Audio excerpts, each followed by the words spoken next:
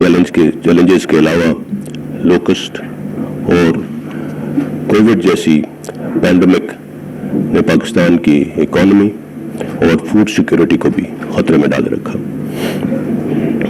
پچھلی دہائی میں ایک طرف مشرقی سرحد اور لائن آف کنٹرول پر ہندوستان کی شرنگیزیاں جاری تھیں تو دوسری جانب مغربی سرحد پر کالعدم دہشت گرد تنظیموں، ان کے جوڑ توڑ اور پشت پناہی کے ذریعے پاکستان کو عدم استحکام کا شکار کیا جا رہا تھا۔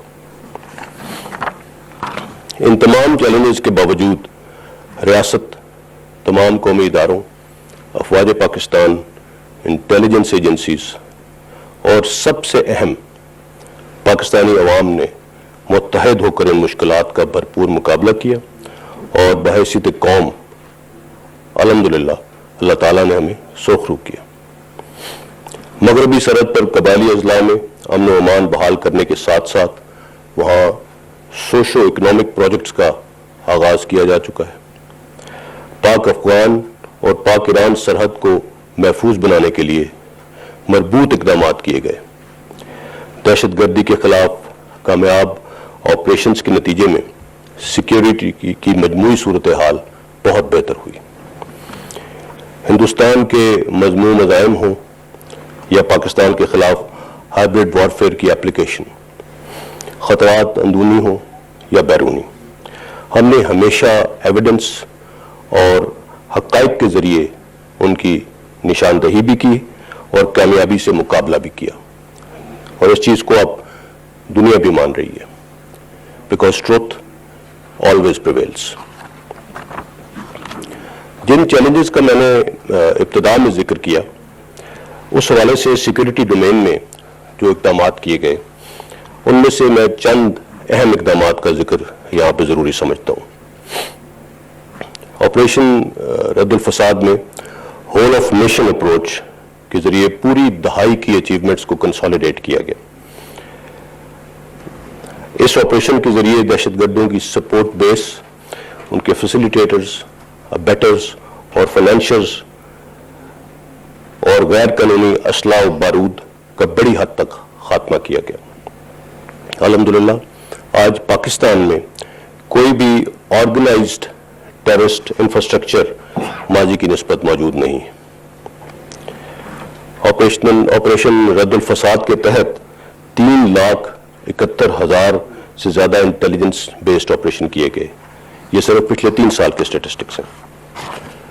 72,000 سے زائد اسلحہ، 5 ملین ایمونیشن اور تقریباً 450 ٹن بارود ریکور کیا گیا۔ مینیفیسٹیشن آف سکسیس کو اگر پیمانے پہ پرکھا جائے تو 2007-8 میں قبائلی اضلاع پر صرف 37% علاقے پر ریاستی عملداری رہ گئی تھی۔ آج الحمدللہ تمام ٹرائبل ڈسٹرکٹس مکمل طور پر خیبر پختونخوا کا حصہ بن چکے ہیں۔ دہشت گردی کے بڑے واقعات میں 2019 کی نسبت ہی 2020 میں 45% کمی آئی، جبکہ دہشت گردی کے واقعات کو اگر 2013 میں جو پیک کر رہے تھے اوسطاً 90 پر ایئر تھے، آج وہ گھٹ کر صرف 13 پر ایئر پہ آ گئے۔ قانون نافذ کرنے والے اداروں نے گزشتہ سال ملک بھر میں 50% سے زائد ٹیررسٹ تھریٹس کو اوارٹ کیا۔ اگر پچھلی 2 دہائیوں کی دہشت گردی کے واقعات کی کیجولٹیز کا ہی جائزہ لے لیں تو 2013 میں کیجولٹیز کا یہ فگر 414 تھا، جبکہ 2020 میں 98 ہے، جو کہ ایک نمایاں کمی ہے۔ خودکش حملوں میں 97% کی واضح کمی آئی ہے۔ کراچی جو کہ آبادی کے لحاظ سے دنیا کے بڑے شہروں میں 12ویں نمبر پر ہے اور پاکستان کی معیشت میں ریڑھ کی ہڈی کی حیثیت رکھتا ہے، 2014 میں کرائم انڈیکس میں کراچی دنیا میں 6 نمبر پر تھا۔ 2020 میں امپروو ہو کر کراچی دنیا کے کرائم انڈیکس میں 103 نمبر پر آ چکا ہے۔ یہ ڈیولپ ورلڈ کے بڑے بڑے کیپٹل سے بھی بہتر امن و امان کی صورتحال ہے۔ کراچی میں دہشت گردی میں 95%، ٹارگٹ کلنگ میں 98%، بھتہ خوری میں 99%، جبکہ اغوا برائے تاوان کے واقعات میں 98% کمی واقع ہوئی ہے۔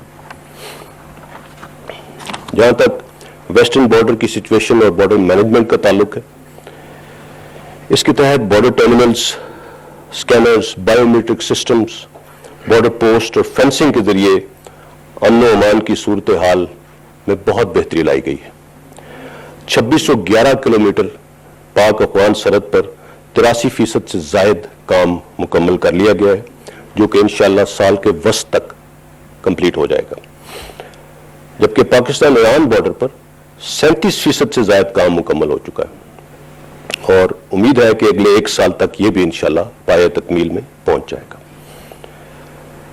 1068 پلانڈ فورٹس میں سے 482 سے زائد فورٹس بارڈر کے ساتھ تعمیر کیے جا چکے ہیں۔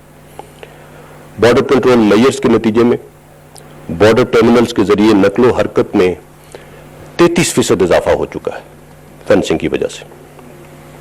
اینٹی سمگلنگ آپریشنز اور نوٹیفائڈ کراسنگز سے نقل و حرکت کے نتیجے میں صرف پچھلے 6 ماہ میں اگر ریونیو ریسیو کو دیکھا جائے تو 48 بلین کے ریونیو میں اضافہ ہوا ہے۔ اس حوالے سے کسٹمز کا کردار بھی قابل ستائش ہے۔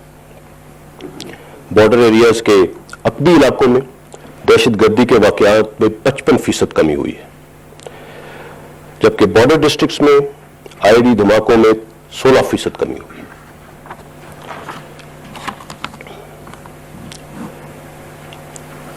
اب تھوڑی بات انڈیا اور لائن آف کنٹرول کی۔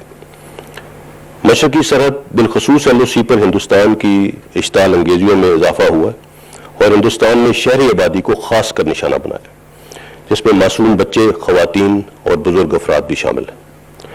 گزشتہ سال میں 3097 سیز فائر وائلیشنز ہوئی، جن میں 28 معصوم افراد شہید اور 257 زخمی ہوئے۔